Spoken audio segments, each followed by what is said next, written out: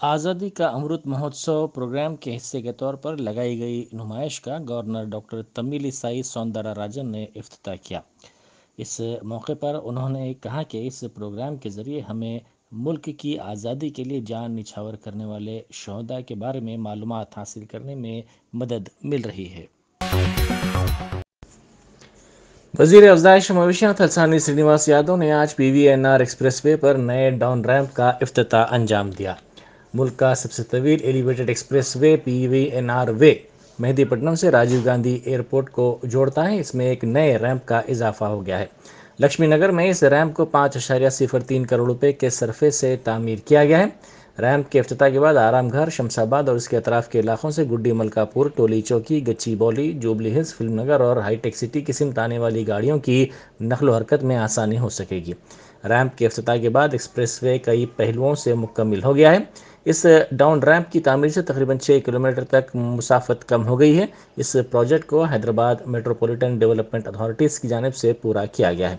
Ramp के जरिए गाड़ी सवार बगैर किसी ट्रैफिक मसाइल के रेती बोली जंक्शन और फिर वहां से टोली चौकी, माधापुर, फाइनेंशियल डिस्ट्रिक्ट, गच्ची बोली, ओल्ड मुंबई रोड और जुबली हिल्स जा सकेंगे।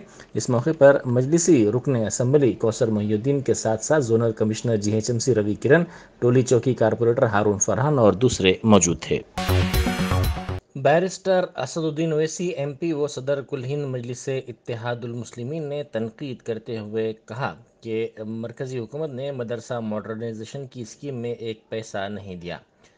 उन्होंने कहा कि प्रधानमंत्री ग्रामीण आवास योजना के लिए भी रकमी अलॉटमेंट नहीं की गई। साथ ही माइनॉरिटी फाइनेंस डेवलपमेंट कॉरपोरेशन के लिए भी एक पैसा नहीं दिया गया। उन्होंने मीडिया से बात करते हुए सवाल किया कि योगी हुकूमत की जानिब से टेनी पर क्यों बुलडोज़र नहीं चलाया गया। उन्होंने कहा कि यूपी के वज़ीर आला की जानिब से TV पर आकर जो ज़बान इस्तेमाल की गई वो काबिल एतराज़ है। हैदराबाद नारकोटिक्स इन्फोर्समेंट विंग ने कारखाना पुलिस के साथ मिलकर नारकोटिक्स इन्वेस्टिगेशन विंग के तालमेल के जरिए मुनशियात की स्मगलिंग की टोली को गिरफ्तार कर लिया। इस टोली में 9 नाइजीरियाई बाशिंदे और मुकामी अफराद भी शामिल हैं जो मुनशियात के आदी बताए जाते हैं। ये टोली ज़रूरतमंद ग्राहकों को जायद कीमत पर मुनशियात सप्लाई किया करती थी। एक इत्तला पर पुलिस ने ये कार्रवाई करते हुए इनको गिरफ्तार किया। टोली के अरकान रात देर गए हाकी ग्राउंड कारखाना इलाके में जमा होते जहां वो नशे के आदी अफराद को ये मुनशियात फ़रोख्त करते थे। वाज़ेह है कि हालिया दिनों के दौरान मुनशियात की सप्लाई और गैर क़ानूनी तौर पर स्मगलिंग के कई वाक़यात को पुलिस ने बेनकाब करते हुए कई अफराद को गिरफ्तार किया है। एक और मामले में हैदराबाद नारकोटिक्स इन्फोर्समेंट विंग ने SR नगर पुलिस के साथ मिलकर मुनशियात के आदी 5 अफराद बशमूल मुनशियात को ख़रीदने वाले एक शख्स को गिरफ्तार कर लिया और उसके पास से भारी तादाद में ममनुआ अशिया को जब्त कर लिया। ये अफराद मुख्तलिफ ज़राए से इन नशियावर अशिया को हासिल करते हुए जायद कीमत पर ज़रूरतमंदों को फ़रोख्त किया करते थे।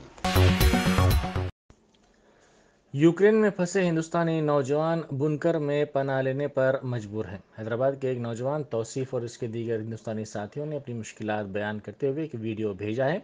तौसीफ़ MBBS साल दुवम में ज़ेर तालीम है। इस वीडियो में उनका कहना है कि बनकर में जहां वो रहने के लिए मजबूर हैं दर्ज हरारत -3 डिग्री सेल्सियस है। उन्होंने कहा कि हवाई हमले मुसलसिल हो रहे हैं, बैतुल खला और पकवान के लिए आधे घंटे का वक्फा दिया जा रहा है।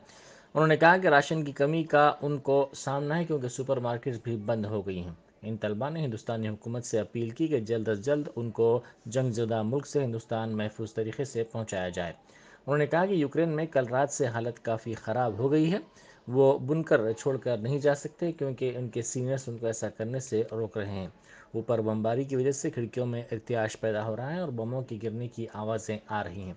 उन्होंने हिंदुस्तानी सिफारत खाने के अहदेदारों पर जोर दिया कि वो उनकी वतन वापसी को यकीनी बनाएं। उन्होंने कहा कि पोलैंड की सिमत से तलबा को ले जाने की कोशिशों का आगाज़ हिंदुस्तानी हुकूमत ने किया है, ताहम वो यूक्रेन की मशरक़ी सिमत हैं जहाँ से सरहद तकरीबन 50 किलोमीटर के फासले पर है। नलगुंडा ज़िले में एक हेलीकॉप्टर गिर कर तबाह हो गया।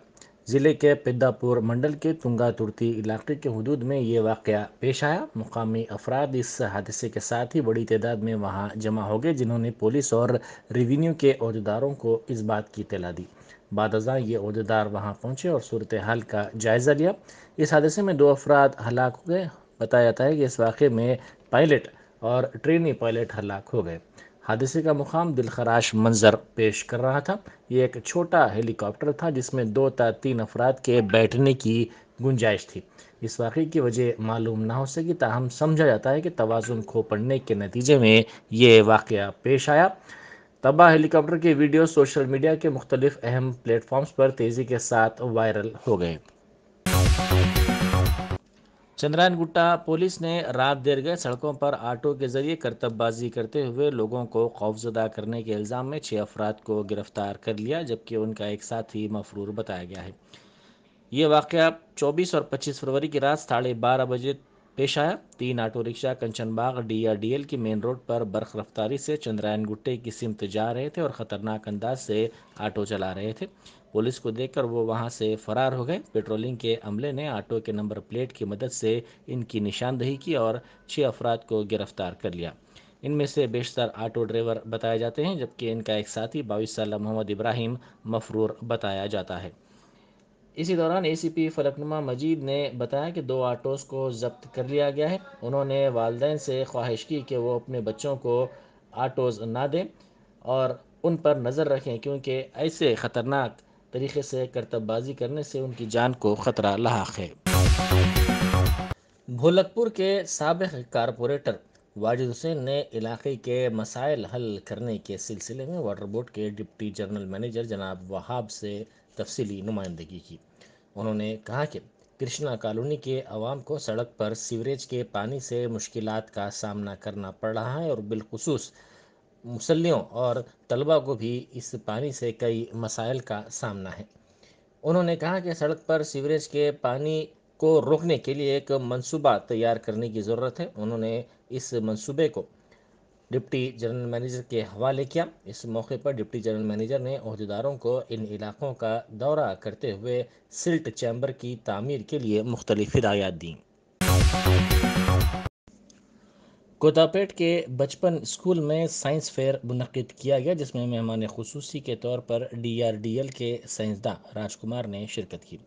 اس موقع پر میڈیا سے بات کرتے ہوئے اسکول ڈائریکٹر جیتندر دیوی نے کہا کہ اس طرح کی سائنسی نمائش سے بچوں کی تخلیقی صلاحیتوں کو نکھارنے میں مدد ملے گی۔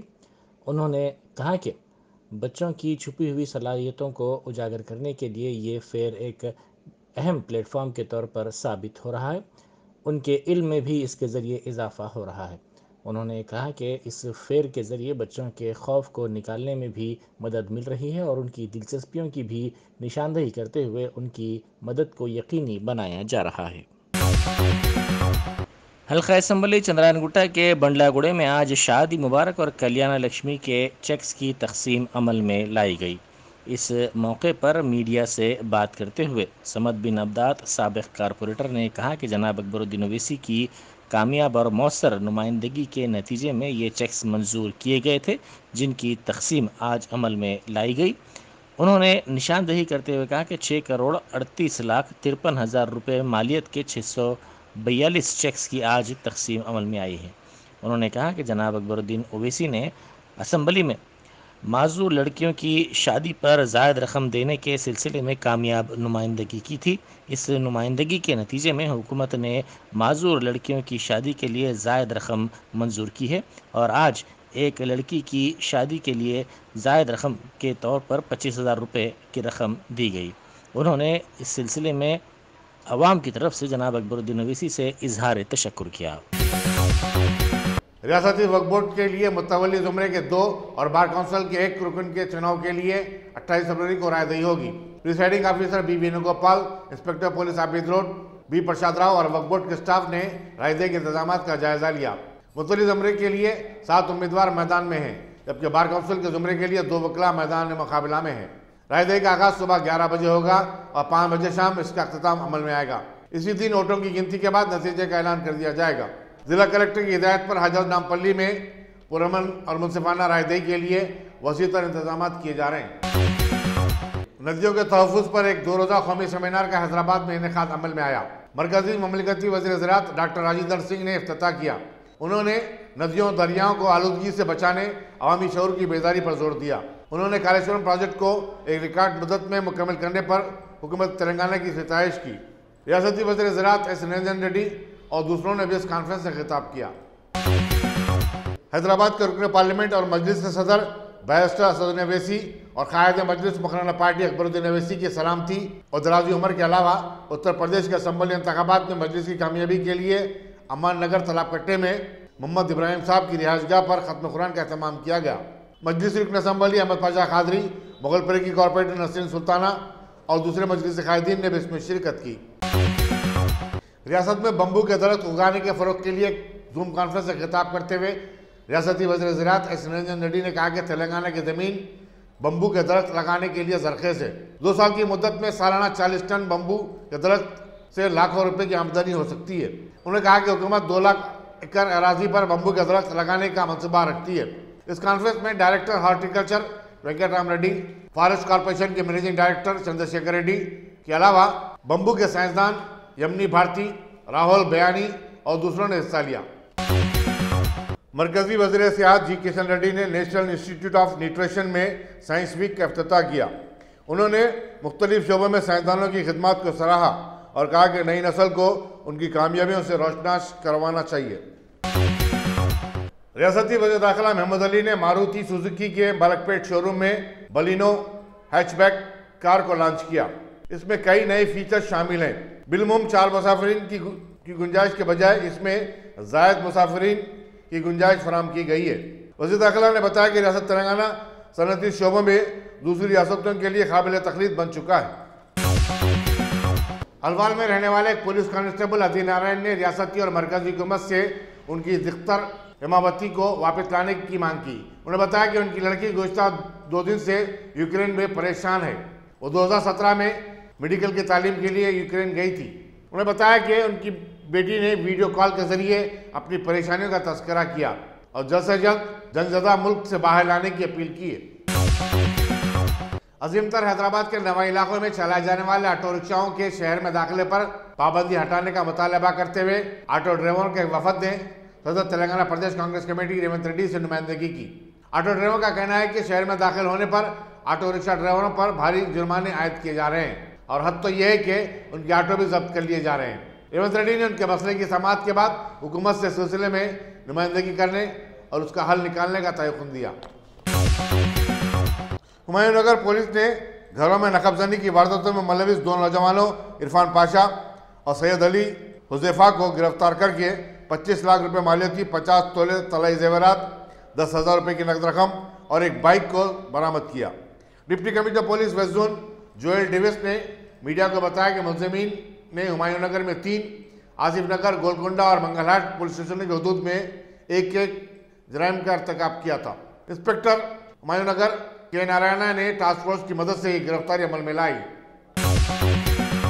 جنگ زدہ ملک یوکرین میں الجھن اور تناؤ کے چلتے ایئر انڈیا کی پہلی فلائٹ 2019 ہندوستانی طلباء کے ساتھ رومانیہ سے اڑان بھر لی اور توقع ہے کہ فلائٹ شام 6:30 بجے ممبئی پہنچ جائے گی۔